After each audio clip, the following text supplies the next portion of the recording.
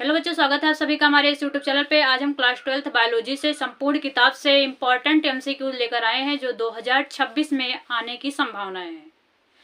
तो ऐसे क्वेश्चन लाए गए हैं जो पिछले कई साल पूछे गए हैं, तो वायरल प्रश्न है। यहाँ से आए हुए प्रश्न जो है बच्चे गलत भी करके आते हैं, तो वीडियो को अंत तक जरूर देखिएगा जिससे आप लोगों के भी क्वेश्चन जो है वो गलत ना हो।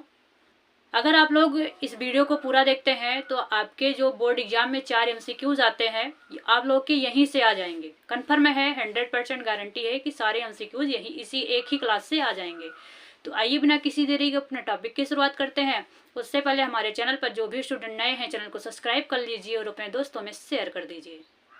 तो आइए हम शुरू करते हैं क्लास 12th बायोलॉजी एमसीक्यूज में। यही देखिए, पहला क्वेश्चन है, पूछा गया है बीजांड का वह स्थान जहां बीजांड वृंत जुड़ा होता है उसे कहते हैं। ऑप्शन है निभाग या चलाजा, नाभिका या हाइलम, केंद्रक व माइक्रोफाइल। तो इसका ऑप्शन जो सही होगा, ऑप्शन नंबर बी सही होगा, नाभिका या हाइलम। मतलब बीजांड का वह स्थान जहां बीजांड वृंत जुड़ा होता है उसे क्या कहते हैं, नाभिका या हाइलम कहते हैं। वहीं दूसरा क्वेश्चन है, स्त्री में अंतरारोपण के समय भ्रूण किस अवस्था में रहता है, मोरूला अवस्था में, गैस्टूला अवस्था में, ब्लास्टोसिस्ट में या न्यूरूला में। तो इसमें जो ऑप्शन सही होगा वो होगा ब्लास्टोसिस्ट अवस्था में रहता है। वहीं अगला क्वेश्चन है, एंड्रोजन स्रावित होता है, कहाँ से स्रावित होता है। पहला ऑप्शन है लीडिंग कोशिकाओं द्वारा, इसके बाद दूसरा ऑप्शन है सर्टोली कोशिकाओं द्वारा, स्पर्मेटिड्स द्वारा या इनमें से कोई नहीं। तो एस्ट्रोजन जो स्रावित होता है वो कहाँ से स्रावित होता है, लीडिंग कोशिकाओं के द्वारा। इसके बाद वहीं अगला क्वेश्चन है कि स्त्रियों में आर्तो चक्र समानतया होता है, कितने दिन का होता है, 10 से 11 दिन का, 25 से 26 दिन का, 28 से 29 दिन का है, 17 दिन का। तो इसमें जो ऑप्शन सही हो जाएगा वो हो जाएगा 28 से 29 दिन का। तो ये क्वेश्चन कई बार पूछा गया है, आप लोग आंसर उठा के देखिए, आप PYQ में देखिए, यहाँ से क्वेश्चन आप लोग को मिलेगा। इसके बाद वहीं अगला क्वेश्चन है, क्या पुरुष से संबंधित है, वैसेक्टोमी संबंधित है, गोलियां संबंधित है, ट्यूबेक्टोमी संबंधित है या इनमें से कोई नहीं। तो पुरुष से संबंधित है वैसेक्टोमी। अगर महिला से पूछा जाए, महिला या स्त्री से पूछा जाए तो क्या संबंधित होगा, ट्यूबेक्टोमी। तो यहाँ से भी एक क्वेश्चन आ जाता है कि वैसेक्टोमी किससे संबंधित है, पुरुष से, ट्यूबेक्टोमी किससे संबंधित है, महिला से। वहीं अगला क्वेश्चन है, लक्षणों की वंशागत संबंधी मेंडल के परिणामों को पुनः किसने खोजा था। ठीक है, किसने, डिवरिज ने खोजा था, कार्ल कॉरेंस ने खोजा था, वान शेरमार्क ने खोजा था या उपरोक्त सभी। तो ये 3 वैज्ञानिक थे। इन तीनों वैज्ञानिकों ने कि लक्षणों की वंशागत संबंधी जो मेंडल का नियम था उसके जो परिणाम आए थे उसको पुनः खोजा था। तो ऑप्शन क्या सही हो जाएगा, ऑप्शन सही हो जाएगा उपरोक्त सभी। ये 1 नंबर में लिखने के लिए भी आ सकता है कि उन वैज्ञानिकों का नाम लिखिए। तो डिवरिज है, कार्ल कॉरेंस है, वान शेरमार्क है। तो ये 3 वैज्ञानिक हैं जो वंशागत संबंधी मेंडल के परिणाम को पुनः खोजे थे। वहीं अगला क्वेश्चन है, ये भी क्वेश्चन कई बार आया है कि मंगोली जड़ता किसके कारण होता है, लिंग गुणसूत्र की एक सूत्रता के कारण, 21वीं जोड़ी के अलिंग सूत्रों की एका सूत्रता के कारण। वहीं अगला क्वेश्चन हो जाएगा, लिंग गुणसूत्रों की एकाध सूत्रता के कारण, 21वीं जोड़ी के अलिंग सूत्रों की एकाध सूत्रता के कारण। तो इसका ऑप्शन नंबर क्या सही हो जाएगा, ऑप्शन नंबर डी सही हो जाएगा। मतलब 21वीं जोड़ी के आलिंग सूत्रों की एकाधी सूत्रता के कारण होता है। वहीं अगला क्वेश्चन है, यक्ष लिंग संलग्न जीन पाई जाती है। यहाँ से भी क्वेश्चन कई बार पूछा गया है, आप इसको सही करके आइएगा। क्या होगा कि वाई गुणसूत्र के विषमजात भाग के, यक्ष गुणसूत्र के विषमजात भाग के, यक्ष तथा वाई गुणसूत्रों के समजात भाग में, संयुक्त गुणसूत्रों में। तो इसका ऑप्शन क्या सही हो जाएगा, ऑप्शन नंबर बी, एक्स गुणसूत्र के विषमजात भाग में। ठीक है, अगला क्वेश्चन है कि मधुमक्खी में नर का विकास होता है, कहाँ होता है, निषेचित अंडे से होता है, अनिषेचित अंडे से होता है, ए तथा बी दोनों से या इनमें से कोई नहीं। तो मधुमक्खी में नर का जो विकास होता है अनिषेचित अंडे से होता है। इसके बाद ये क्वेश्चन 100% आएगा, इंपॉर्टेंट करिएगा कि हर गोविंद खुराना जाने जाते हैं। हर गोविंद खुराना किसके लिए जाने जाते हैं, प्रोटीन संश्लेषण के लिए, RNA संरचना की खोज के लिए, DNA संरचना की खोज के लिए या DNA लाइगेज एंजाइम की खोज के लिए। तो हर गोविंद खुराना जो जाने जाते हैं वो प्रोटीन संश्लेषण के लिए जाने जाते हैं। तो इतने 10 क्वेश्चन आप लोग नोट करिए, स्क्रीनशॉट ले लीजिए, फिर हम आगे के क्वेश्चन इसको नोट करते हैं। आइए आगे के क्वेश्चन देखते हैं। क्वेश्चन है प्रोटीन संश्लेषण में प्रारंभन हेतु प्रारंभन प्रकूट है, ये भी कई बार पूछा गया है। तो AUG है, UAG है, UGA है, UAA है। तो प्रारंभन प्रकूट पूछा है तो AUG हो जाएगा। अगला क्वेश्चन है DNA के रासायनिक चाकू क्या है, ये भी क्वेश्चन कई बार पूछा है कि रासायनिक चाकू DNA का रासायनिक चाकू क्या है। तो एंडोन्यूक्लियस है, पॉलीमरेज है, लाइगेज है या ट्रांसक्रिप्टेज है। तो इसका ऑप्शन सही हो जाएगा ऑप्शन नंबर ए, एंडोन्यूक्लियस है। ठीक है, इसके बाद किसने पुष्टि की है कि DNA एक आनुवांशिक पदार्थ है, ये लॉन्ग में भी क्वेश्चन पूछा जाता है। ये लॉन्ग में भी क्वेश्चन पूछा जाता है, किसने सिद्ध किया कि DNA एक आनुवांशिक पदार्थ है। तो ऑप्शन है मैथ्यू मेल्सन व फ्रैंकलिन स्टाल ने, अल्फ्रेड हर्शे व मार्था चेज ने, बीडल व टेटम ने, वाटसन एवं क्रिक ने।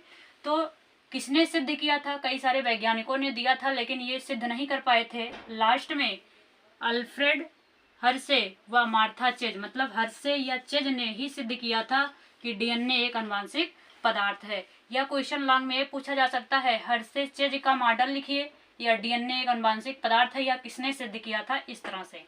वहीं अगला क्वेश्चन है मिलर के प्रयोग में हाइड्रोजन, अमोनिया तथा मीथेन, यहाँ से मिलर का प्रयोग लॉन्ग में बन सकता है। ठीक है, लॉन्ग में क्वेश्चन भी आ सकता है, मिलर के प्रयोग की व्याख्या कीजिए। तो इसमें पूछा है मिलर के प्रयोग में हाइड्रोजन, अमोनिया तथा मीथेन का अनुपात, मतलब मिलर ने जो प्रयोग किया था उसमें कितने अनुपात में हाइड्रोजन को लिया था, अमोनिया को लिया था तथा मीथेन को लिया था। तो ऑप्शन है 2:1:2, 1:2:2, 2:2:1 या इनमें से कोई नहीं।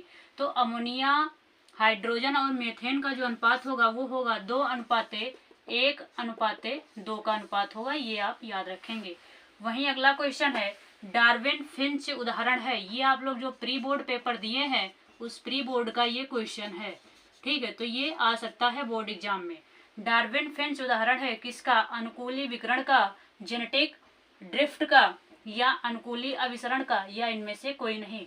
तो डार्विन फिंच उदाहरण है अनुकूली विकिरण का, ऑप्शन नंबर ए सही हो जाएगा। वहीं अगला क्वेश्चन देखिए, ये भी क्वेश्चन कई बार पूछा गया है, इम्पॉर्टेंट है, वेरी इंपॉर्टेंट है, IMP। तो इसमें लिखेंगे प्राकृतिक चयन का सिद्धांत किसने दिया था। ठीक है, किसने दिया था, लेमार्क ने दिया था, डार्विन ने दिया था, वेलेस ने दिया था या डी व्रिज ने दिया था। तो किसने दिया था, डार्विन ने दिया था, ऑप्शन नंबर बी सही होगा। वहीं अगला क्वेश्चन है VIMP, पूछा है कि पुनरावृत्त सिद्धांत को प्रतिपादित करने वाले वैज्ञानिक का नाम क्या है। तो पुनरावृत्त सिद्धांत किसने प्रतिपादित किया है, डार्विन ने, माल्थस ने, वीजमान ने या हेकल ने। तो पुनरावृत्त सिद्धांत किसने दिया है, हेकल ने दिया है, ऑप्शन नंबर डी सही हो जाएगा। वहीं अगला क्वेश्चन है टाइफाइड के रोगजनक का नाम लिखिए, एस्केरिस है, साल्मोनेला है, प्लाज्मोडियम है या अमीबा है। तो टाइफाइड का याद रखेंगे साल्मोनेला टाइफी, साल्मोनेला टाइफी इसका रोगजनक का नाम हो जाएगा टाइफाइड का। वहीं अगला क्वेश्चन है टीबी के टीके का नाम क्या है, PAS है, DPT है, OPV है या BCG है। तो टीबी के टीके का नाम है BCG, बैसिलस क्लेमेट ग्यूरिन इसका पूरा नाम हो जाएगा, बैसिलस क्लेमेट ग्यूरिन इसका पूरा नाम हो जाएगा। वहीं अगला क्वेश्चन है पेनिसिलिन की खोज किसने की थी, वीजमान ने की थी, स्मिथ ने की थी, फ्लेमिंग ने की थी या अर्वर ने की थी। तो किसने की थी, फ्लेमिंग ने की थी, किसकी, पेनिसिलिन की खोज। वहीं अगला क्वेश्चन आप लोग बताएंगे आनुवांशिकता रूपांतरित पौधा है। ठीक है, क्या है, BT कपास है, BT मक्का है, गोल्डन राइस है या सभी है। तो इसमें हो जाएगा BT कपास। ठीक है, ऑप्शन नंबर ए सही हो जाएगा। वहीं अगला क्वेश्चन देखिए आनुवांशिक इंजीनियरिंग में DNA के खंडों को जोड़ता है, आनुवांशिक इंजीनियरिंग में DNA के खंडों को कौन जोड़ता है, लाइकेज जोड़ता है, हेलिकेज जोड़ता है, सिपेटेज जोड़ता है या पॉलीमरेज जोड़ता है। तो कौन जोड़ता है, लाइकेज जोड़ता है। क्या जोड़ता है, लाइकेज। अब यही देखिए DNA के रासायनिक चाकू क्या है, काटने का काम कौन करता है, एंडोन्यूक्लियस, और जोड़ता कौन है, लाइगेज। याद रखिएगा, काटता कौन है, एंडोन्यूक्लियस, जोड़ता कौन है, लाइगेज। ठीक है, इसके बाद वहीं अगला क्वेश्चन है दलहनी पौधा की जड़ों में पाया जाता है, मतलब जो दलहनी पौधा होता है उसकी जड़ों में क्या पाया जाता है, राइजोबियम पाया जाता है, एजेटोबैक्टर पाया जाता है, स्यूडोमोनास या ये सभी। तो इसमें ऑप्शन क्या सही हो जाएगा, ऑप्शन नंबर डी, मतलब दलहनी पौधों की जड़ों में राइजोबियम भी पाया जाता है, एजेटोबैक्टर भी पाया जाता है, स्यूडोमोनास भी पाया जाता है। तो इसका स्क्रीनशॉट लेंगे आप लोग। आइए आगे के क्वेश्चन देखते हैं कि दुधवा राष्ट्रीय उद्यान स्थित है, कहाँ स्थित है? असम में है, उत्तर प्रदेश में है, महाराष्ट्र में है या हिमाचल प्रदेश में? तो दुधवा राष्ट्रीय उद्यान कहाँ है? उत्तर प्रदेश में। वहीं अगला क्वेश्चन है, घना राष्ट्रीय उद्यान किस प्रदेश में स्थित है? उत्तराखंड में, राजस्थान में, मध्य प्रदेश में या उत्तर प्रदेश में? तो कहाँ है? राजस्थान में। तो ये आप लोग के 25 MCQs हो गए। कहाँ से? संपूर्ण किताब से। पूरी किताब से जितने भी चैप्टर हैं, संपूर्ण किताब से 25 इम्पॉर्टेंट क्वेश्चन है जो वायरल प्रश्न है। ठीक है, वायरल प्रश्न है जो कई बार पेपर में पूछे गए हैं। तो वीडियो आप लोगों को कैसी लगी? वीडियो को एक लाइक करिएगा, नए हैं तो चैनल को सब्सक्राइब करिएगा, अपने दोस्तों में शेयर करिएगा, कमेंट बॉक्स में कमेंट करके जरूर बताइएगा कि वीडियो आप लोगों को कैसी लगी। फिर ऐसे मुलाकात होगी एक ऐसे इंटरेस्ट टॉपिक के साथ। तब तक के लिए थैंक यू सो मच।